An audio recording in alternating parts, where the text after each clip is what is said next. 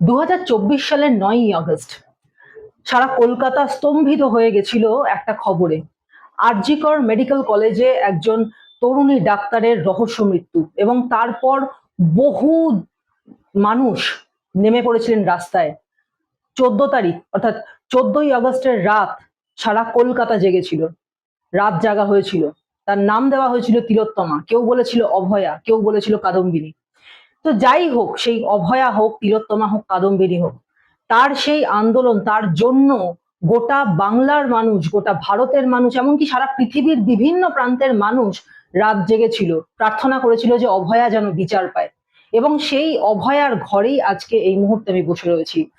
নাটাগড়ের এই বাড়ি থেকেই কিন্তু অভয়ার ছোটবেলার স্কুলিং, কলেজ, ডাক্তারি পড়া সমস্ত কিছু হয়েছে।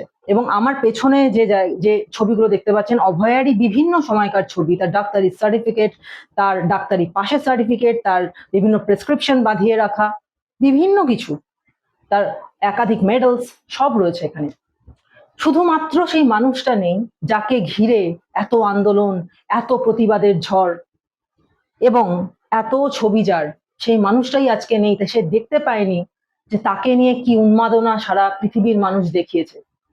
সেদিন একটা লড়াই শুরু হয়েছিল, লড়াইটা ভীষণ অসম লড়াই, রাষ্ট্রযন্ত্রের বিরুদ্ধে অসহায় মা বাবার লড়াই। কিন্তু সেই মা বাবাকে একা থাকতে দেয়নি এই সমাজ, সবাই মিলে দাঁড়িয়েছিল সেই মা বাবার পাশে। গোটা সমাজ, মিডিয়া, সবাই দাঁড়িয়েছিল অভয়ার মা বাবার পাশে সেই লড়াই লড়ার জন্য। কিন্তু তারপরেও জাস্টিস ফর আরজি কর স্লোগান দিলেও জাস্টিস কিন্তু পাওয়া যায়নি, জাস্টিস ছিনিয়ে আনা যায়নি। এবং সেই কারণেই আবার নতুন আর একটা লড়াইয়ে নামছেন আজকে সেই মা বাবা, অভয়ার মা বাবা। সেই লড়াইটা হচ্ছে ভোট যুদ্ধ। অভয়ার মা বাবা একটা কথা বলেছিলেন যে যখন হাতে যদি না ক্ষমতা থাকে, তাহলে ট্যালেন্ট দিয়েও কাজ হয় না, খুব দুঃখের সাথে বলেছিলেন। এবং ক্ষমতাই যে আলটিমেট, সেটা আমাদের রাজ্যের প্রত্যেকটা ক্ষেত্রে কিন্তু আমরা চোখে দেখতে পেয়েছি। সেই কারণে এবার সেই ক্ষমতার লড়াইয়ে নামতে চলেছেন অভয়ার মা। এবং আমরা জানি, ইতিমধ্যেই আমরা জানতে পেরেছি যে পানিহাটি বিধানসভার প্রার্থী হিসেবে বিজেপি থেকে অভয়ার মায়ের নাম কিন্তু ঘোষণা করা হবে। এবং সেই কারণেই পানিহাটি কেন্দ্রের হবু বিজেপি প্রার্থীর বাড়িতে আজ আমরা এসে উপস্থিত হয়েছি। নমস্কার, বাংলা স্ফিয়ারে সকলকে স্বাগত জানাই। এই মুহূর্তে অভয়ার বাড়িতে রয়েছি এবং এই অভয়ার মা বাবার কি বক্তব্য শুনতে থাকুন বাংলা স্ফিয়ার। পানিহাটির সম্ভাব্য বিজেপি প্রার্থী অভয়ার মা বাবার সঙ্গে, মায়ের সঙ্গে বিশেষ করে, কারণ তিনি এবার পানিহাটির সম্ভাব্য বিজেপি প্রার্থী। কিন্তু যেহেতু ভোটের ময়দানে লড়তে চলেছেন, সুতরাং এবার তো প্রকাশ্যে আসতেই হবে। এবং সেই কারণে এতদিন পর্যন্ত তারা অন্ধকারে থাকতে চেয়েছেন এবং বিভিন্ন কারণে, বিভিন্ন আইনি কারণে তাদেরকে অন্ধকারে বা পিছন ফিরে তাদের ছবি তোলা হয়েছে। কিন্তু এবারে যেহেতু তাদেরকে প্রকাশ্যে আসতেই হবে, সেই কারণে তাদের কাছ থেকে পারমিশন নিয়ে নিচ্ছি আমরা যে আপনারা কি তাহলে এবার সত্যি প্রকাশ্যে আসতে চান? হ্যাঁ, আমাদের নিজেরাই ডিসিশন নিয়েছি, আমরা প্রকাশ্যে আসতে চাই। আমরা কোনো অন্যায় করিনি, আমাদের পেছনে থাকার কোনো মানেই হয় না। এই যে ঘটনাগুলো যে পরপর ঘটে গেল, অভয়াকে নিয়ে আন্দোলন, অভয়ার হত্যা, এবং সেই আন্দোলনের সাক্ষী প্রায় গোটা পশ্চিমবঙ্গ থেকে, যে কলকাতা তো বটেই। তো সেখানে দাঁড়িয়ে আপনারা বারবার বলেছিলেন যে কোনোভাবেই অভয়াকে আপনারা এই রাজনীতির মধ্যে, রাজনীতির গুটি করতে চান না, রাজনীতির গুটি আপনারা বানাতে দিতে চান না। তাহলে সেখানে দাঁড়িয়ে আজকে রাজনীতির মঞ্চে কেন এলেন? আমরা চাইনি আমার মেয়েটাকে রাজনৈতিক গুটি তৈরি করতে, কিন্তু যারা আন্দোলন করেছে তারা জোর দাবি করছে যে আমরা আন্দোলন করেছি, আমরা ওকে ভোটের গুটি হিসাবে ব্যবহার করব। সেটা আমাদের খুব কষ্ট হচ্ছিল।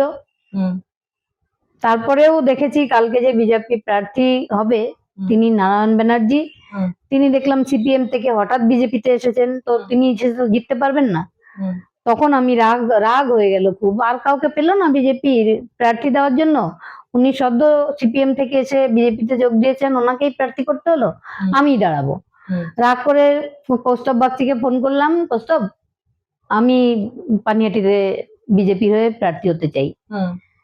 বলে ও তো আগে বলনি কেন, বললো। তারপর ও দিল্লিতে ফোন করেছে, তারপরে আমাকে বললো একটা অ্যাপ্লিকেশন লিখে এখনই তুমি পাঠাও হোয়াটসঅ্যাপ। পাঠালাম, রাত্রে আমার কাছে ফোন এসেছিল। তারপরে আর এখন হয়তো আমি বিজেপি জয়েন করিনি, ওই জন্যই এখন প্রার্থী হিসাবে নাম আসেনি। তো এর আগে যখন আপনার ইন্টারভিউ আমরা করেছিলাম তখন কিন্তু আপনি অনেকবার বলেছিলেন যে সমস্ত রাজনৈতিক দলই আপনার মেয়ের এই মৃত্যুটাকে শুধুমাত্র নিজেদের রাজনৈতিক স্বার্থে কাজে লাগাতে চায়। হ্যাঁ, তো সেখানে কাকু এই মুহূর্তে মানে যেটা আমার মনে পড়ছে যে আপনারা বারবার বলেছিলেন যে যখন এই আন্দোলন প্রচন্ড ভাবে চলছে তখন আপনারা বারবার বলেছিলেন, আপনাদের ইন্টারভিউ যখন আমরা নিয়েছিলাম আপনি বলেছিলেন, আপনার কাকিমা বলেছিলেন যে আমরা অভয়াকে কোনো রাজনীতির অংশ হতে দিতে চাই না এবং রাজনীতির মানে করা হচ্ছে আমাদের মেয়েকে নিয়ে সেটা আমরা হতে দিতে চাই না। তাহলে সেক্ষেত্রে আজকে আমরা চাইলে তো হবে না। যারা আন্দোলন করতে নেমেছে তাদের উদ্দেশ্য ছিল অসৎ। হুম, কেননা আজকে আমার মেয়ের বিচারের জন্য যারা আন্দোলন করেছে, আমার মেয়ের বিচারের জন্য কি করেছে, হুম, সবার কাছে আগে তাদের কাছে আমার এই প্রশ্নটাই সবার প্রথম, হুম, যে আমার মেয়ের বিচারের জন্য তারা কি করেছে এবং কেসটা কোথায় আছে, হুম, কিভাবে আছে, কিছুই জানে না। এমনকি যে একটা পিআইএল, দুটো পিআইএল করেছিল বিভিন্ন জায়গা থেকে, পিআইএল গুলো অ্যাকসেপ্ট হয়েছিল এবং সেই পিআইএল এর যে কোশ্চেনগুলো ছিল, স্ট্যাটাস রিপোর্টগুলো যে আমরা সুপ্রিম কোর্ট থেকে পেয়েছি, সেখানে সেই পিআইএল গুলোর মধ্যে কতগুলো ওরা পয়েন্ট তুলে ধরেছিল, যেটা ডাক্তাররা তো মেইন জুনিয়র আরজি করের যে ডাক্তার যারা, তারা তো মেইন ঘটনাটা জানে। হুম, তারা সেই প্রশ্নগুলো ওখানে তুলে ধরেছিল, সেই প্রশ্নগুলোকে সিবিআই মান্যতা দিয়েছে। হুম, তারপরে সেই যখন মামলাগুলো সুপ্রিম কোর্ট থেকে হাইকোর্টে রিটার্ন এলো, আজকে প্রায় 2 মাস হয়ে গেছে, 3 মাস হয়ে গেছে, হুম, এখনো সেই আমি বারবার বলা সত্ত্বেও সেই পিআইএল গুলো কোর্টে কিন্তু মেনশন করেনি। হুম, তাহলে তাহলে তারা বিচারের জন্য কি করছে, হুম, যেখানে সিবিআই তাদের কোশ্চেনের মান্যতা দিয়েছে, মানে তার যা ওরা যারা যারা মার্ক করে দিয়েছে এরা এরা ক্রিমিনাল, সিবিআই বলেছে হ্যাঁ হতে পারে, আমরা দেখবো, হুম, কিন্তু সেটা আদালতে কেন তারা তুলছে না? হুম, তাহলে তারা সেই জায়গাটা পাচ্ছে না। অথচ আমরা যখন সিপিএম পার্টি অফিসে যাচ্ছি তখন সিপিএম এর নেতারা বলছেন এই যে ডাব্লিউবিজেডিএফ অভয় মঞ্চের আন্দোলন করছে, এদের সম্পূর্ণ আন্দোলনটা আমরা পরিচালনা করছি। তারপরেও তারা ভোটের ময়দানে এসে যখন সে আমার মেয়ের নামটাই ইউজ করছেন, নামটা ইউজ করে তারা ভোটে জেতার চিন্তা করছেন না, কিন্তু হুম, তারা এমন ভাবে প্রার্থী বিন্যাস করেছেন, দেখলে আপনি বুঝতে পারবেন সেখানে তৃণমূলকে সুবিধা করে দেওয়ার জন্যই ওনারা প্রার্থী বিন্যাস করেছেন। হুম, মানে তৃণমূল ভোট কাটাকাটির একটা অঙ্কে তৃণমূলকে জেতানোর চেষ্টা ওনাদের। হুম, এটা তো আমাদের বারবার আমি ডেকে বিভিন্নভাবে কথা বলে কোনো রকম ফল দেননি, এবং আমি শেষ পর্যন্ত একটা দিলাম যে আপনারা পানিহাটিটা, খড়দার, ব্যারাকপুরি 3টে কিন্তু অন্তত ছেড়ে রাখুন। হুম, পরে ওরা তো এখনো অনেক প্রার্থী ঘোষণা করতে বাকি, হুম, কিন্তু ওনারা এই 3টে কেন্দ্রে সবার আগে প্রার্থী ঘোষণা করলেন। তার মানে কি, ওনাদের ওই বামপন্থী দলগুলোর উদ্দেশ্য হচ্ছে অসৎ। হুম। এরা আন্দোলনের থেকেও নিজের পায়ের মাটি শক্ত করে এই তৃণমূলকে ক্ষমতায় রাখার চেষ্টা করছে। কিন্তু কাকু আপনারা তো বলেছিলেন যে সমস্ত দলই অভয়াকে ইউজ করার চেষ্টা করছে নিজেদের রাজনৈতিক স্বার্থে। তাহলে সেক্ষেত্রে একটা বিশেষ দলকে বেছে নেওয়ার কারণ কি? ওরাই বেশিরভাগই বেশি ইউজ করছে, বামপন্থী দলগুলোই বেশি ইউজ করছে। হুম, বাকি বিজেপি যে আজকে এখন বলতে আর কোনো অসুবিধা নেই, আমাদের বাড়ির সামনে আমরা যে অবস্থানে বসেছিলাম সেই আমরাই টাকা দিয়েছিলাম, কিন্তু সেই অ্যারেঞ্জমেন্টটা টোটাল করেছিল বিজেপি। হুম, কিন্তু এই বামপন্থী দলগুলো এসে পরের দিন বিজেপিকে ওখান থেকে সরিয়ে দিয়ে ওরা সেই স্টেজটা দখল করে নিয়েছে। হুম, এমনকি অগ্নিমিত্রা পাল দিদি এলে, অগ্নিমিত্রা পাল দিদি প্রথম দিন আমাদের সঙ্গে ছিলেন, প্রথম দিন থেকে 9 আগস্ট 2024 পুরো দিন আমাদের সঙ্গে ছিলেন। এবং সন্ধ্যাবেলা যখন আমরা টালা থানায় বসেছিলাম এবং সেখানে যে কথা কাটাকাটি ঝগড়াঝাটির চেষ্টা হচ্ছিল দ্বিতীয় পোস্টমর্টমে, সম্পূর্ণ আমাদের সাথ দিয়েছিলেন। তিনি যখন এসে বসেছিলেন এই স্টেজের নিচে, বা এই বামপন্থী ছেলেপেলে লোকজন এসে, মানে কি বলবো, একজন মহিলা বসে আছে, তারা সেটা মনে করছে না, তার গায়ের উপর দিয়ে চলে যাচ্ছে, তার কাপড়ের উপর দিয়ে চলে যাচ্ছে। আমি বাধ্য হয়ে নেমে দিদিকে ডেকে বললাম দিদি উপরে এসে বসে, আর তা ওদের বললাম তোমরা কি করছো। হুম, এটা যে তারা কোন উদ্দেশ্যে, কোন অসৎ উদ্দেশ্যে করেছে আমরা জানি না। হুম, আজকে বিকাশ রঞ্জন ভট্টাচার্য যে নিজে মামলা নিতে, আমাদের মামলা নিজে ইচ্ছাকৃত চেয়ে মামলাটা নিয়েছিলেন, হুম, যে আমার নাতির মতন বয়স, এই অন্যায় আমি সহ্য করব না, এটা আমি একটা হেস্তনেস্ত করব। প্রথম দিন উনি হেস্তনেস্ত করলেন। যখন মামলাটা সুপ্রিম কোর্টে চলে গেল, আমরা ওনাকে বারবার বললাম যে আপনি আপনি মা বাবার দোষ দিন, যে মা বাবা সুপ্রিম কোর্টে এই মামলা চালাতে পারবে না, হুম কিন্তু দেখা গেল উনি সেই প্রেয়ারটা কোনো দিন সুপ্রিম কোর্টে রাখলেন না। দুটো শুনানি হওয়ার পরে আমরা বাধ্য হয়ে ওনাকে বললাম যে দেখুন আপনি সুপ্রিম কোর্টটা ছেড়ে দিন, সুপ্রিম কোর্টে আমরা অন্য অ্যাডভোকেট ঠিক করে নিচ্ছি, আপনি হাইকোর্ট লোয়ার কোর্টটা দেখুন। উনি টোটাল মামলাটা ছেড়ে দিলেন। ছেড়ে দিয়ে সেই বৃন্দা করাতের বাহিনীর, বামপন্থী বাহিনীর আর একজন বৃন্দা গোভারকে মামলায় ঢুকিয়ে দিলেন। আর এই বৃন্দা গোভাররা এসেই পুরো মামলাটা আমাদের ডুবিয়ে দিয়েছে। মানে আজকে যদি শিয়ালদা কোর্টে আমরা নারাজি পিটিশন করে রাখতাম, আজকে সিবিআই এরকম বড় বড় কথা বলতে পারতো না। হুম সিবিআই তো আমাদের গ্রিপে থাকতো, হুম আজকে সিবিআই আমাদের গ্রিপের বাইরে চলে গেছে। হুম সব জায়গায় বলছি আমরা তো একজনকে কনভিক্ট করে দিয়েছি, সেই প্রশ্নটা আমরা কেন শুনবো? কিন্তু কাকু সিবিআই তো কেন্দ্র সরকারেরই একটা মানে সংস্থা, এখানে যে আপনারা তো বক্তব্যটা বারবার সিবিআই আমাদের কাছে সুপ্রিম কোর্টের স্ট্যাটাস রিপোর্ট গুলো এখন চলে এসছে, যেটা আমরা আগে জানতে পারিনি। 8-9টা শুনানিতে 6টা স্ট্যাটাস রিপোর্ট আমাদের কাছে এসছে এবং সুপ্রিম কোর্ট আমাদের কাছে হস্তান্তর করেছে। সেই রিপোর্ট সম্বন্ধে আমি কোনো কথা বলবো না। সেখানে সিবিআই যে কাজ করেছিল এবং সেখানে ক্রিমিনালদের ধরে ধরে চিহ্নিত করা হয়েছে। পরবর্তীকালে যখন চার্জশিট দিয়েছে এই সীমা পাউজা, সেই চার্জশিটে সেখানে সেই সমস্ত কোনো প্রতিফলন নেই। তার মানে এই সিবিআই যে তদন্ত করতে পাঠায় কেন্দ্রীয় সরকার, কিন্তু এই জায়গাটা দেখা দরকার। কেন্দ্র সরকারের এই জায়গাটাই হচ্ছে গন্ডগোল, যে আজকে যারা তদন্ত করতে যাচ্ছে তাদের উপর নজরদারিটা যে করা দরকার, সেই নজরদারি সিস্টেম নেই। না মানে তাহলে সেক্ষেত্রে যখন সিবিআই একের পর এক স্ট্যাটাস রিপোর্ট দিচ্ছে, জমা দিচ্ছে, এবং তখন যে মানে ডিভিশন বেঞ্চ সুপ্রিম কোর্টে তারা বলছে যে আমরা স্টান্ট হয়ে যাচ্ছি যে পার্দিওয়ালাজি এরকম ঘটনা এইরকমই ভয়ঙ্কর স্ট্যাটাস রিপোর্ট কি দেওয়া হয়েছে? কিছু আছে, কিছু রিপোর্ট এমন আছে সেগুলো দেখলে একটু মানে আশ্চর্যই হতে হয় যে এগুলো কি করে হলো। যেমন একটা ছোট্ট প্রসঙ্গ বলি, বেশি বলবো না। সেমিনার রুমে 2000 ওরা যে কি করেছিল, ফটোগ্রাফি তুলেছিল, 3D ম্যাপিং করেছিল, সেখানে 2000 লোকের পায়ের চিহ্ন পাওয়া গেছে। যাদের উপস্থিতিতে ওই 2000 লোক ওখানে ঢুকেছিল, মানে 2000 পায়ের চিহ্ন মানে 1000 লোক ঢুকেছিল, যাদের উপস্থিতিতে এখানে ঢুকলো তাদের কেন শাস্তি হবে না? এই কোশ্চেনের জবাব এই সীমা পাউজাকে দিতে হবে। এই জন্য সীমা পাউজাকে আমি সাবধান করতে চাই, সীমা পাউজা এখনই সাবধান হয়ে যান। সীমা পাউজা কিন্তু আমাদের হাত থেকে বাঁচতে পারবেন না। ওনাকেও আমরা এই তদন্তের ভেতরে আওতায় আনবো এবং উনি যে তদন্তটা খুন করেছেন তার প্রমাণ উনি আমাদের নিজেই হাতে তুলে দিয়েছেন। আজকে সিবিআই ডিরেক্টর কেন আমাকে ভয় পাচ্ছে?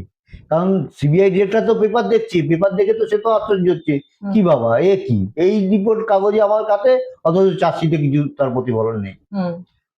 সেই জন্য কিন্তু সীমা পাউজার সঙ্গে আমি পরবর্তীকালে যখন কথা বলেছি আমরা চার্জশিট দেবো, চার্জশিটে যদি সবকিছু আপনারা পরিষ্কার না দেখতে পান তাহলে তখন আপনারা নিজেই কাজ করবেন। কিন্তু সেবেলায় সীমা পাউজাকে পুরো সতর্ক করে দিতে চাই যে সীমা পাউজা যেন সাবধানে থাকেন, ওনাকেও কিন্তু আমরা ছাড়বো না। কাকু কাকিমা আপনাদের দুজনকে আমি একটা প্রশ্ন করতে চাই যে এর আগে যখন আমরা আপনাদের ইন্টারভিউ করতে এসেছি, আপনারা খুব দুঃখের সঙ্গে একটা কথা বলেছিলেন যে অভয়ার জন্য কথা বলবার জন্য, অভয়ার এই যাতে বিষয়টাকে ভালো করে দেখা হয় তার জন্য আপনারা কিন্তু স্বরাষ্ট্রমন্ত্রীর সঙ্গে দেখা করতে চেয়েছিলেন, কিন্তু সেইখানে আপনাদের অ্যাপিল গ্র্যান্টেড হয়নি। স্বরাষ্ট্রমন্ত্রী কলকাতাতেও এসেছিলেন, আপনারা কেউ তাদের সঙ্গে দেখা করতে পারেননি। একমাত্র সংঘ থেকে মোহন ভাগবতজি এসেছিলেন, তিনি আপনাদের সঙ্গে কথাবার্তা বলেছিলেন বা দেখা করেছিলেন। তো সেখানে দাঁড়িয়ে আজকে সেই দলে গিয়ে সেই প্রটোকলটা যে আছে, পার্টি প্রটোকল অনুযায়ী, যেহেতু আমরা এখন প্রার্থী হয়ে গেছি, এটা আমি এখন খোলসা করে এই জিনিসটা আলোচনা করবো না সংবাদ মাধ্যমে। নিশ্চয়ই কোনো পজিটিভ কিছু আছে, নিশ্চয়ই, নইলে আমরা কেন যাবো? পজিটিভ আছে, এটাই শুধু বলতে পারি। যেহেতু যে আমরা এখন একজনের পতাকা ধরেছি, মানে ধরিনি এখনো পতাকা, মানে যাদের প্রার্থী হওয়ার চেষ্টা হচ্ছি, সুতরাং সেই ব্যাপারটা আমরা ক্লোজ করবো না। আচ্ছা কাকিমা, আর একটা বিষয় যে অনেক ক্ষেত্রে এরকম দেখা গেছে যে এইরকম একটা যে বিষয়টা নিয়ে আপনারা এগোচ্ছিলেন এবং রাজনীতির বাইরে দাঁড়িয়ে অভয়া আন্দোলন যে বিরাট ইম্প্যাক্ট ফেলেছিল সমাজে, সেটা অনেক ক্ষেত্রে অনেক রাজনৈতিক আন্দোলনও ফেলতে পারে না। অভয়ার প্রতি মানুষের একটা ফিলিংই এরকম ছিল যে অভয়া আমাদের ঘরের মেয়ে। কারণ এরকম একটা আটপৌরে সাধারণ বাঙালি ঘরের মেয়ে যে এতটা ট্যালেন্টেড, তাকে সাধারণ মানুষ নিজেদের মেয়ে হিসেবে কল্পনা করে নিয়েছিল। সেই জন্য রাজনৈতিক নেতারা ঝাঁপিয়ে পড়েছিল যাতে এই অভয়া আন্দোলনের ফায়দা তুলতে পারে, কিন্তু আপনারা কিন্তু রাজনীতিকে ধারে পাশেও আসতে দেননি এবং অরাজনৈতিক ভাবে এই জিনিসটা এতখানি হেভি হয়েছিল যে দেশের বাইরে বিদেশে পর্যন্ত বিষয়টা পৌঁছে গেছিল। তো সেখানে দাঁড়িয়ে আপনি চাইলেই তো একটা কোনো পার্টির সঙ্গে না থেকে নির্দল হিসেবেও দাঁড়াতে পারতেন, সেক্ষেত্রেও ততটাই সাপোর্ট পেতেন, তাহলে সেক্ষেত্রে কেন না, একটা এটা এটা হয় না, এটা এটা মানে জনবল না থাকলে, মানে যারা বিরোধী সপক্ষে আছে, সরকার পক্ষে আছে, তাদের প্রচুর জনবল এখন। তারা বিভিন্নভাবে মানুষের স্বার্থ দেখে, হুম, সুতরাং তাদের প্রচন্ড জনবল। এরকম ভাবে নির্দল প্রার্থী দাঁড়িয়ে পড়লাম, কেউ একটা পাশ থেকে সমর্থন করলো, ওইভাবে এখন রাজনীতিতে কোনো জেতা সম্ভব না, কোনো তার অর্থহীন ব্যাপারটা। হুম। ওই কারণেই আমরা একটা রাজনীতি যাদের দেখলাম, যাদের ক্ষমতা আছে এই তৃণমূল সরকারকে সরানোর, এই তৃণমূল সরকার যদি সরাতে পারি, অবশ্যই আমরা বিচার পেতে আমি অনেক যদি সুবিধা হবে। পানিহাটিতে নির্দল হয়ে দাঁড়াতাম কি হতো, পানিহাটিতে জিতলাম, জিতে আমি নির্দল প্রার্থী হয়ে কি করব? সেই তো কোনো দলেই আমাকে যোগ দিতে হতো, নাহলে তো আমি একা কিছু করতে পারবো না। সেইখান থেকেই আমরা বিজেপিতে চুজ করে। তো এক্ষেত্রে আপনাদের মনে হয়েছে মানে এটা কি মমতা বন্দ্যোপাধ্যায় বা তৃণমূলের বিরুদ্ধে আপনাদের ক্ষোভের থেকেই এই হ্যাঁ, সিদ্ধান্ত? আমাদের তৃণমূল সরকারকে উৎখাত করে পশ্চিমবঙ্গে একটা সুরক্ষিত সমাজ গড়ার উদ্দেশ্যই আমাদের এই আন্দোলনে আসা, এই বিজেপিতে আসা। বিজেপিতে আসা। তো বিজেপির ক্ষেত্রে যদি প্রশ্ন ওঠে, তাহলে কিন্তু বিজেপি আমলে আশারাম বাপু, তারপর রাম রহিম, যারা এরকম নারী নির্যাতনের সঙ্গে যুক্ত, এরকম অনেকেই কিন্তু প্যারোলে মুক্তি পেয়েছেন বা বাইরে রয়েছেন, এরকম কিন্তু শোনা যায়। তাহলে সেক্ষেত্রে এখানে এখানে পরিষ্কার একটা কথা বলবো, আমি বাংলায় বাস করি, হুম, আমি বাংলাটা আগে দেখবো, হুম, তারপরে আমি অন্য রাষ্ট্র দেখবো। হুম, আবার অন্যরা উত্তরপ্রদেশে, অন্ধ্রপ্রদেশে এমনও ঘটনা ঘটেছে, হুম, এনকাউন্টার করে দেওয়া হয়েছে, অপরাধীদের এনকাউন্টার করে পুলিশ, অন্ধ্রপ্রদেশে একটা ঘটনায় হুম, 4 জনকে এনকাউন্টার করে মেরে ফেলা হয়েছিল। হুম, আর উত্তরপ্রদেশে তো অহরহ এনকাউন্টারের ঘটনা ঘটছে, কয়েকদিন আগেও দেখলাম। হুম, মানে এখানকার মতন এত প্রশ্রয় মানে অন্য জায়গায় দেওয়া হয় না। তবে আমি একটা কথা কেন্দ্রীয় সরকারদের সঙ্গে, কেন্দ্রীয় নেতৃত্বের সঙ্গে দেখা হলে একটা কথাই বলবো, আপনারা বিজেপিকে, সিবিআই কে পাঠাচ্ছেন, কিন্তু সিবিআই রাস্তা আপনাদের হাতে থাকছে না কিন্তু। হুম। সেই কথাটা আমি বলার চেষ্টা সিবিআই করবো। এর বিরুদ্ধে আপনাদের যে ক্ষোভ সেটা এখনো রয়েছে। হ্যাঁ, সেটা সবসময় থাকবে, যে আমাদের যে টার্গেট, যে মেয়ের ন্যায় বিচার সিনিয়র, সেটা সেটা তো থাকবে ফার্স্ট প্রায়োরিটি, সেখান থেকে আমাদের কেউ সরাতে পারবে না। তার জন্য যা যা করতে হয় সেটা করবো। কাকিমা তাতে কাকু, যদি কারো পছন্দ না হয়, আমাদের কিছু করার নেই। কাকিমা কাকু, আপনাদের অনেক দিনের পুরনো একটা ইন্টারভিউ, যখন একদম প্রথম অভয়ার এই ঘটনার পর আপনারা যখন এসেছিলেন ক্যামেরার সামনে, মানে ক্যামেরার সামনে বলা উচিত না, পেছনে। আপনারা কথা বলতে শুরু করেছিলেন মিডিয়াতে, সেই সময়কার একটা ইন্টারভিউতে একটা নামজাদা চ্যানেলে আপনারা বলেছিলেন যে হাতে শুধুমাত্র ট্যালেন্টেড হলেই এখানে চলে না, এখানে ক্ষমতা থাকাও জরুরি। আজকে কি সেইটার জন্যই আপনারা এই লড়াইয়ে নামলেন নতুন করে?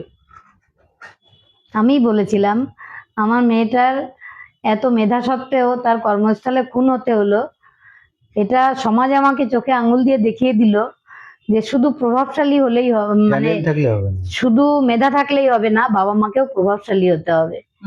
এই জায়গাটাতেই নাড়া দিয়েছে আমাকে আবারও, যে বিচার চাই বললেই কেউ বিচার আমাকে দেবে না, সেই প্রভাবশালী হতে হবে। কারণ আমরা যাদের সঙ্গে লড়াই করব তারা খুব প্রভাবশালী, তাই প্রভাবশালীদের সঙ্গে লড়াই করতে গেলে প্রভাবশালী না হলে আমাকে কেউ পাত্তাই দেবে না। তো আজকে যার জন্য লড়াই করতে শুরু করেছিলেন সেদিনকে, এবং এই কথাটা যার উদ্দেশ্যে বলেছিলেন, সেই অভয়া তো আজকে নেই, তার বিচারও এখনো পর্যন্ত পাওয়া যায়নি। কিন্তু আপনারা যে লড়াইয়ে নামছেন, তাতে অনেক ছেলে মেয়ের কিন্তু বা অনেক মা বাবার কিন্তু আপনাদের উপর এটাই ভরসা যে এরপরে যাতে আরেকটা অভয়া তৈরি না হয়ে যায়, সেটাও আপনারা দেখবেন। তাহলে কি সেটা এখন আপনাদের নজর, যে আমাদের মেয়ের সঙ্গে সঙ্গে অন্যান্য আরো এতগুলো মেয়েদের যাতে জীবনটা সুরক্ষিত করা যায়, সেটা এবার নজর রাখতে হবে? সেটা তো রাখতেই হবে। অর্থাৎ মা বাবা এবার প্রভাবশালী হতে চলেছেন। হ্যাঁ, আমার মেয়েটা পছন্দ করতো না রাজনীতি, সেই জন্য আমি প্রথম দিন থেকে রাজনীতির ধারে কাছেও যাইনি।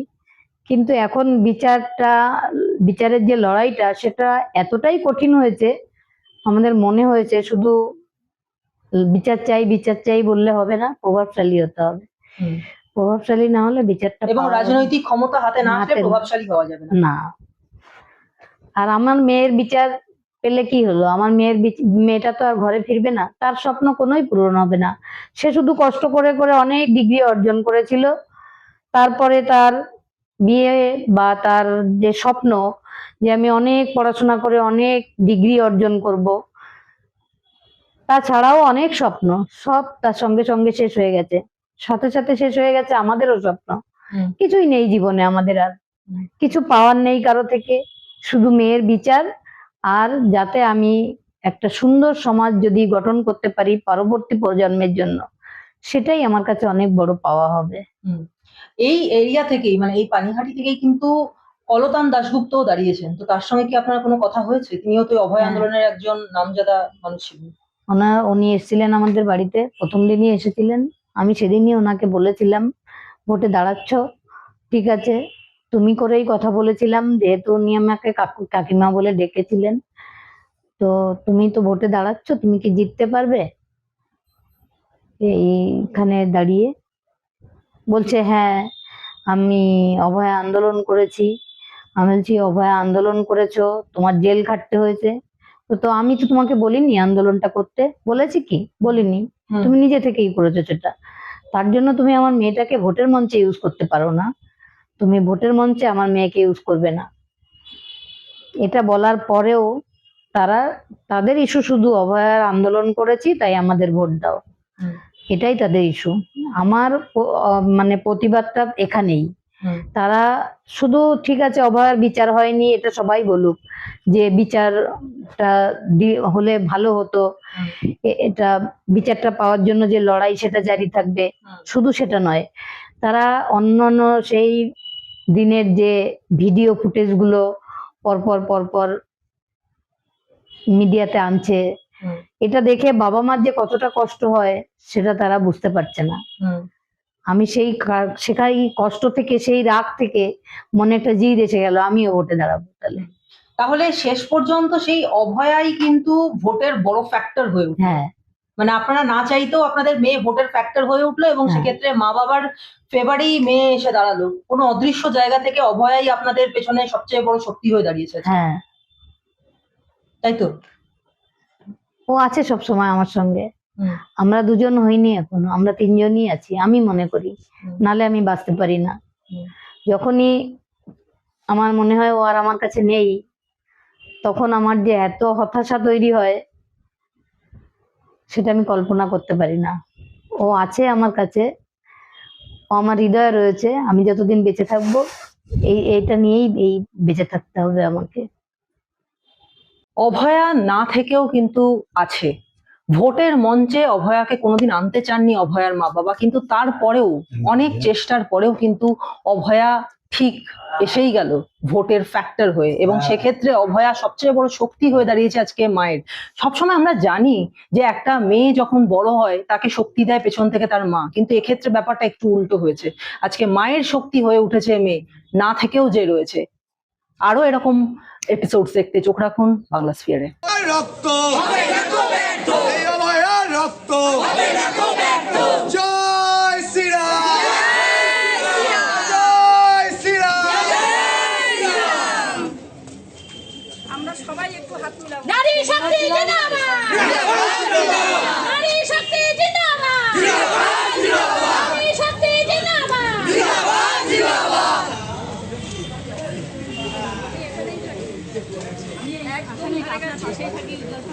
এরা হচ্ছে আমাদের এই মন্ডলের সব, আমরা আপনার পরিবার সব আপনার পরিবার।